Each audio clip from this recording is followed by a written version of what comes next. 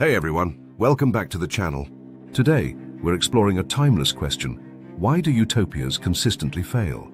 We'll focus on communistic religious groups like the Shakers, Harmonists, Amana Society, and Oneida Perfectionists. These communities sought to cultivate paradise on earth by sharing everything, including property and purpose. Some even renounced sexual relations altogether. They accomplished remarkable feats, yet every one of them ultimately collapsed. What was the cause? Was it their extreme beliefs, societal influences, or something deeper? So grab a drink, click that like button, and let's explore the rise and fall of these intriguing experiments. If you're curious about the reasons why perfect societies struggle to endure, stay tuned. What were these utopias? Let's establish the context. Communistic religious movements weren't just about monasteries where monks renounced material wealth. Groups like the Shakers and Harmonists fully committed to a life of communal sharing. They envisioned a life free of private ownership or personal riches, motivated solely by their faith. Unlike political utopians such as Robert Owen, these sects aimed for secluded havens where their radical ideologies could flourish. Here's the problem. Total control was essential for their survival. This required creating isolated communities that often spoke a different language, like German, to protect themselves from outside influences. Many, like the Amana Society, began without communism, but adopted it as their communities expanded. Their faith, deeply rooted in equality and texts like the Acts of the Apostles, perceived private wealth as immoral. However, isolation and stringent regulations later became factors in their downfall. In Europe, groups such as the Hutterian Brethren encountered persecution unless they enjoyed royal patronage.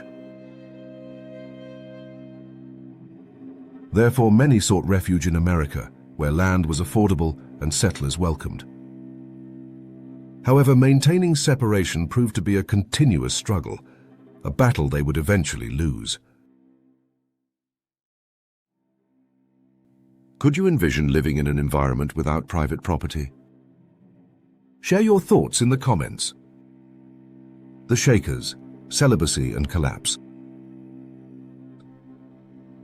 Let's start with the Shakers, the quintessential example of religious utopias. Emerging in 18th century England from French Camisard refugees, their name comes from their ecstatic worship. Picture men and women dancing in circles, singing and literally shaking off their sins. Their leader, Anne Lee, experienced a revelation after losing her children. She deemed sex as evil and believed celibacy paved the way to redemption. In 1774, she brought 8 followers to America, convinced it was the promised land. The Shakers established 18 communities, functioning like large celibate families. They surrendered all possessions, keeping only what they needed. This freedom allowed them to innovate. Think of inventions like circular saws, advanced washing machines, and iconic furniture. Their unity was well known, but this is where things started to unravel: celibacy. Without children, they relied on new converts. As America modernized, fewer individuals wished to join a no-sex, no-wealth cult. By the 1960s, only a handful of elderly Shakers remained. Importantly, their insularity was both a strength and a vulnerability. While it safeguarded their values, it also isolated them from fresh energy. Moreover, their strict regulations, such as prohibiting pets or umbrellas, seemed increasingly irrelevant in a society yearning for freedom and progress. The Shakers' utopia perished due to its inability to adapt. Their legacy is evident in their designs, yet their failure illustrates how unwavering ideologies can lead even the most harmonious communities to ruin. The Harmonists, faith versus fragility.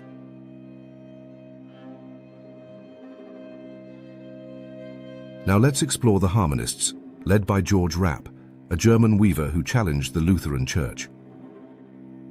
After facing persecution in Württemberg, they immigrated to America in 1804, founding Harmony, Pennsylvania. They embraced complete communism. Everyone relinquished property for shared safety. They constructed 3 towns, each a beacon of industry, even pioneering oil pipelines.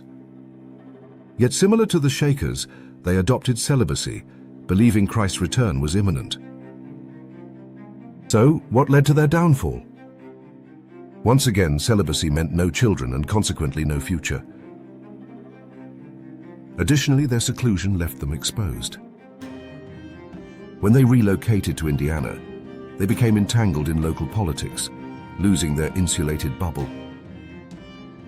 A swindler named Maximilian of Este initiated a schism in 1831, dividing the community. By the 1840s, following Rapp's death and a lack of new recruits, their numbers dwindled.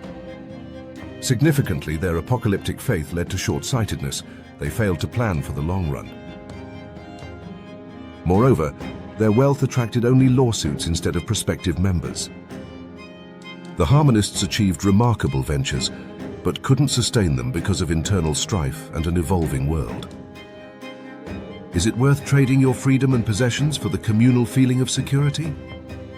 Let me know in the comments. The Amana Society. Practicality meets decline.